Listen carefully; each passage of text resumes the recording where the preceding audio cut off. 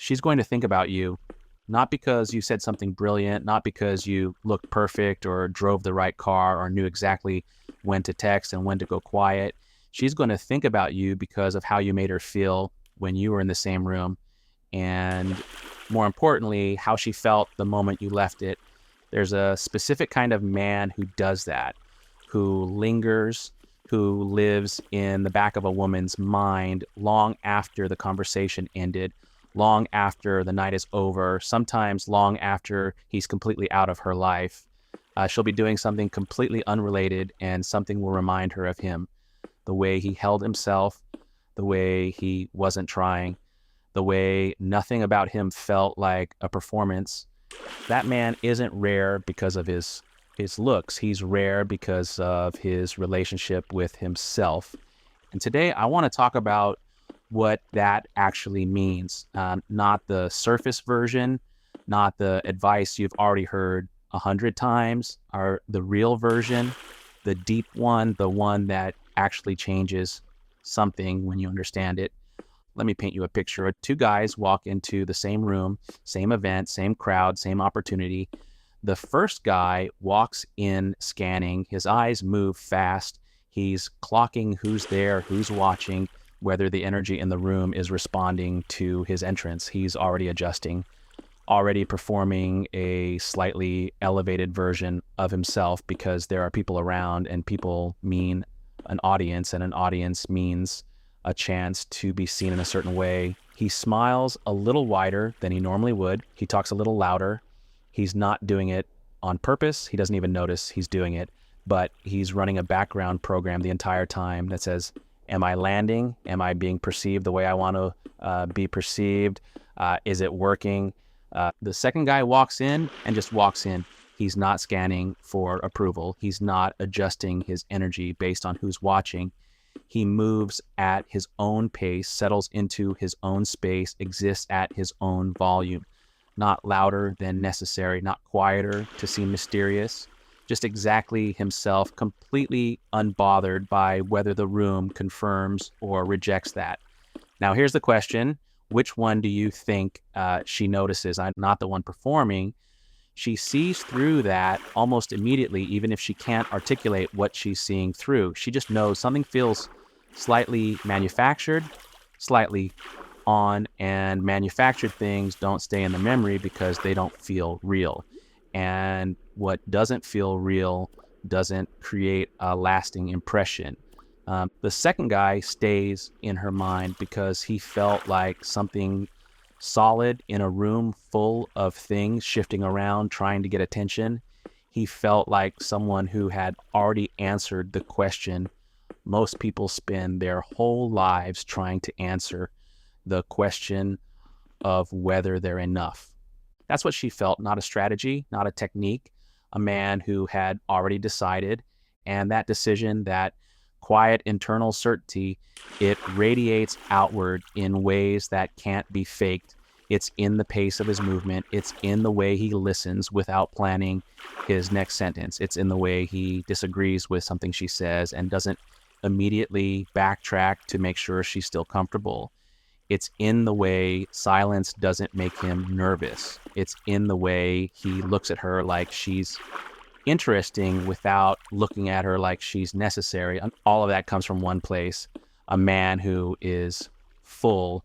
And I want to talk about what being full actually means, because I think most guys hear that and picture arrogance. They picture the guy who thinks he's better than everyone, who doesn't need anyone, who walks around with his chest out, acting like the world owes him something. That's not it. That's not even close. Being full means having a life that runs on your own engine. It means your sense of self doesn't live inside someone else's reaction to you. It means you wake up in the morning and the first thing that drives your energy isn't whether she texted back. It's your purpose, your direction, the thing you're building, the man you're becoming, the standard you hold yourself to privately when no one is watching and there's nothing to perform for. Full men don't chase, not because they're playing hard to get, but because chasing requires a kind of emptiness, a hollow space inside that says, I need this external thing to fill me up. And full men don't have that hollow space, or they're actively working to fill it themselves rather than outsourcing that job to a woman. And women feel the difference between a man who is choosing them and a man who is depending on them. It is one of the most distinct feelings in human connection.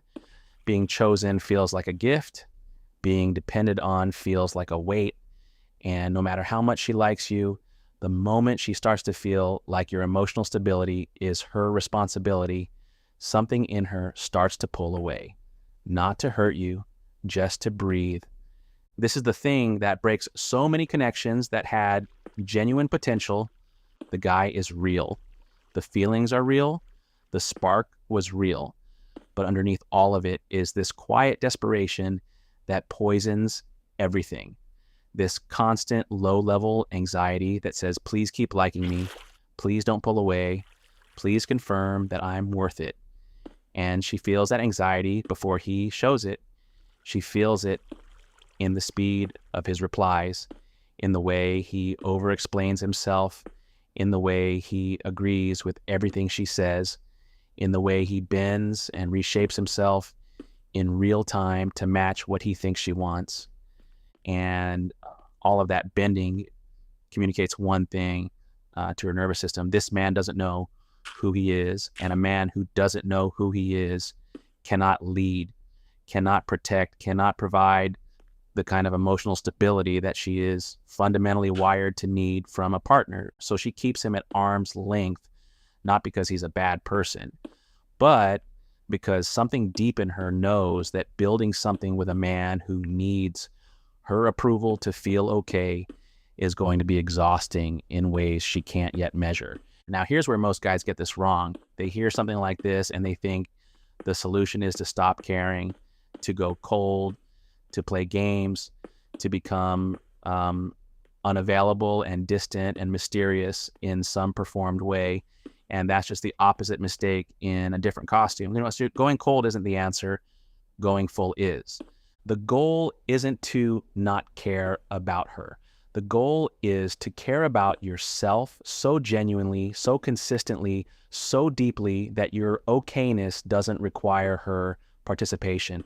You can be warm and present and genuinely interested in her while also being completely rooted in yourself. Those two things don't cancel each other out. In fact, they're the combination that creates the kind of connection most people spend years looking for. When you're rooted in yourself and warm toward her, she gets the rarest thing, a man who is all the way there, fully present, fully engaged, but not hovering, not clinging, not monitoring, just there, solid, easy to be around, impossible to move, impossible to manipulate, impossible to lose, because he was never fragile to begin with. That man she carries with her, that man becomes the measurement, the one she compares other men to without meaning to, the one she thinks about years later and understands finally what she was feeling in those moments, why being around him felt different, why leaving felt strange, why she still remembers a specific moment, a specific look, a specific silence that felt warmer than most people's words. It wasn't magic. It was just a man who knew himself. And the reason that's so rare is because knowing yourself isn't comfortable work. It requires you to sit with yourself when there's nothing to distract you. It requires you to face the parts of you that you've been avoiding. You know, the insecurity, the fear, the old stories about what you deserve and what you don't, the deep-seated belief that some guys carry without even knowing it, that they have to earn their right to take up space. That you don't have to earn it, you already have it.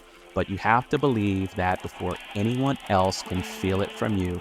And believing it is a practice, not a decision you make once. It's a thing you choose every morning when you decide what your day is actually about. Every time you hold your boundary when it would be easier to fold. every time you stay in your own energy instead of chasing someone else's approval, every time you choose your mission over your comfort and your self-respect over your desire to be liked. That practice repeated over time builds something inside you that no woman gave you and no woman can take away. And when she meets a man built like that, something shifts in her. She softens, not because she's weak, but because she finally feels safe enough to, because his groundedness creates a container strong enough for her to actually be herself in, and that, more than anything, is what women are looking for. Not perfection, not performance, just a man solid enough to hold the space. Be that man, not for her, for you first, for every version of your life that gets better when you are rooted, present, and full. The relationships, yes, but also the career, the friendships, the mornings, the mirror, the quiet moments when no one is watching, and you get to decide what kind of person you actually are. Start there, build that, and let everything else follow, because the man she can't get out of her mind isn't trying to be unforgettable. He's just too busy being real to be anything else.